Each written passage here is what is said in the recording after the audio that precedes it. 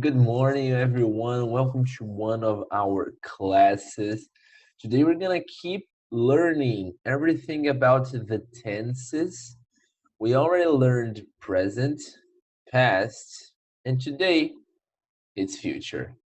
So, before learning this new stuff about the future tense, we need to remember all the tenses we already learned.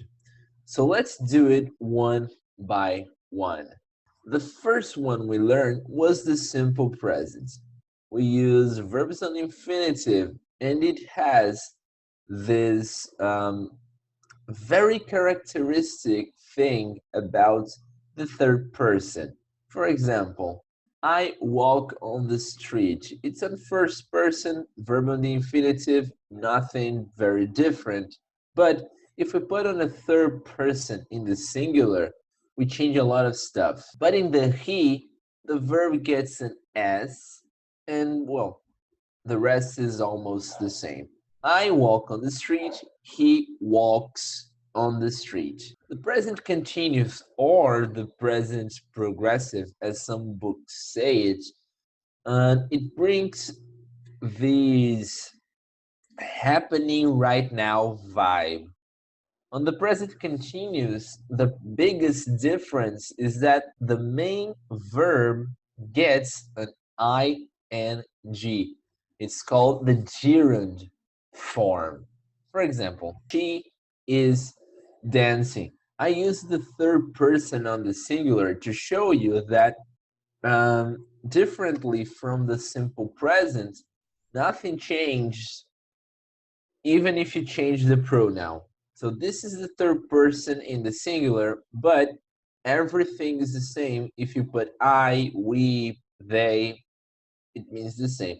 Another thing about the present continuous is this structure, because we will always be having the verb to be before the main verb in the gerund form. And then we learned the simple past, in which we started talking about events that already happened and are not happening anymore. Like in this phrase, it was here. So we just need to take the main verb and change it to the past, and then the phrase is already in the simple past. The only thing we need to be very careful on the simple past when we're talking about it is that the main verb can be a irregular verb, just like this one, which is the verb to be. On normal verbs, you just have to add ed at the end, just like in they walked there. They walked there.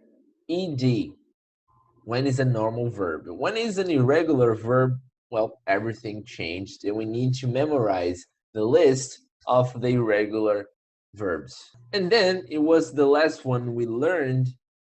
Here comes the past continuous, in which we have a context for other happenings when we are telling stories.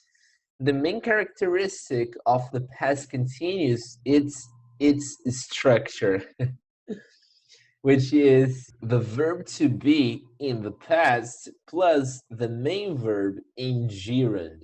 So it's a mix of the simple past and the present continuous. That's why it's called the past continuous. And we need to remember that this normally is a context for other happenings. And now, talking about the future, you'll see that it's definitely one of the most simple tenses in the English. Because on future, almost nothing will change. We'll just need to add some stuff on the phrase to transform it into the future. I go to the beach. This is simple present. It's normal. I go to the beach. We all know that. If we go to the simple past, this phrase would be I went to the beach. Normal, we already know that. And if we go to the past, to the future, I'm sorry, if we go to the future, this phrase will change a little bit more. I will go to the beach. Let's have another example. I do my homework. Simple present. I did my homework. Simple past. I will do my homework. This is future. Third example. I eat pasta. Simple present. I ate pasta. Simple past. And I am going to eat pasta. Did you feel the difference? Well, let's see exactly what is happening here in the future tense in English. In English, we have principally two ways of putting the phrases in the future tense. You already noticed on the examples, I'm pretty sure, the two main things you can do to put the phrase in the future tense. The first one is using this beautiful word I love, it's will. All right? You have the word, you have the phrase in the simple present, I do my homework. And if you want to put on the future, you just have to add will right before the main verb. I will do my homework. I do my homework. I will do my homework. The second principal way, the second main way of doing this is instead of using will, you use am going. So I'm going to be very honest with you. With future tense, you have a very simple tense, even more simple than the simple present, I dare say. So it doesn't have much more to discuss about the future other than you will use will and am going before the main verb. We'll bring some examples here and we will understand now what is the difference between will and am going. Another example is this one. I will play a song, or I am going to play a song. Are you feeling the difference between I will play a song and I am going to play a song? Are you feeling the difference? No? Exactly, because actually there is no difference. Some books will tell you that will is different than am going. But I will tell you that there is no practical difference between I will play a song and I am going to play a song. You can literally change one for another and nothing will be different. Some will say that, I don't know, when you say will, you are sure that something will happen. And when you say that am going or is going, you're not that sure. Well, I don't know. They'll create a lot of stuff about this difference, but in the end, you can say anything you want. You can say will, or you can say am going, that everyone will understand you. And one thing that is very important here is that you have to remember that the am going structure is the verb to be plus going. So you can change the subject here, you can change the pronoun, but the verb to be needs to change altogether. For example, he is going to play a song or they are going to play a song. É só para vocês não ficarem pensando que você só vai usar am going, que foram os exemplos que eu dei. O am going é o verb to be mais o going. Então, se você tem o verb to be aqui, ele vai mudar dependendo do sujeito que você está usando, do pronome que você está usando. Ok? Be careful with this. So, as always, when we are learning a new tense, we will go to the negative and the interrogative form.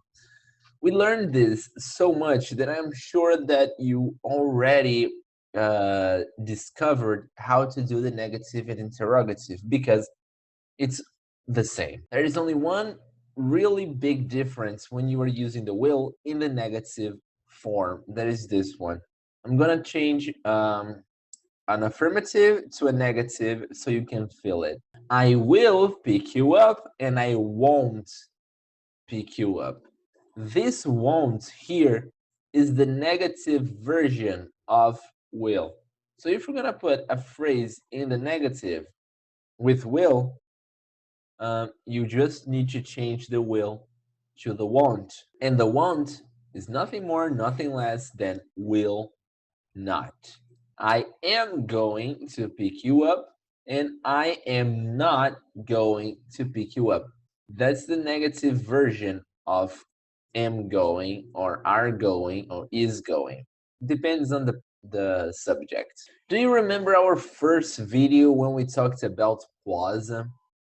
In the quasum, when I was talking about auxiliary verbs, I told you that there were 4 auxiliary verbs, and one of them was will. So will is an auxiliary verb that refers to the future. So if it is an auxiliary verb, when we do the interrogative form, we will change its place. In the phrase, he will call you, we have subject, we have auxiliary verb will, and we have the main verb here. So in the interrogative, we just need to take this will and put before the subject. You have to remember of the quasum. The auxiliary verb comes before the subject. So it becomes will he call you? The will goes to the front. Same thing here with the going version of the future. The going on this structure is the auxiliary verb to be and going. Isso aqui você não vai mudar. O going você não vai mudar nunca. Ele é parte do futuro, ponto. É going. So you have the verb to be as an auxiliary verb and the going. So you just have to break this structure. You will take the verb to be, which is the auxiliary verb, and put before the subject. He's going to call you. Is he going to call you? And that's it. That's the interrogative form, the negative form, and the affirmative form of the future tense. On the first link in the description below, you will have these exercises for the future tense. You will talk about the affirmative form, you will talk about of the negative form, and the interrogative form. You have a lot of exercises, you just do it just for practice. And on the second link in the description below, we have the learning and innovation skills worksheet, because we are starting unit 6 and we have this homework that is going to talk about the future and celebrations that is part of our unit. And that's it for today. Thank you so much. See you on our live class. Bye-bye.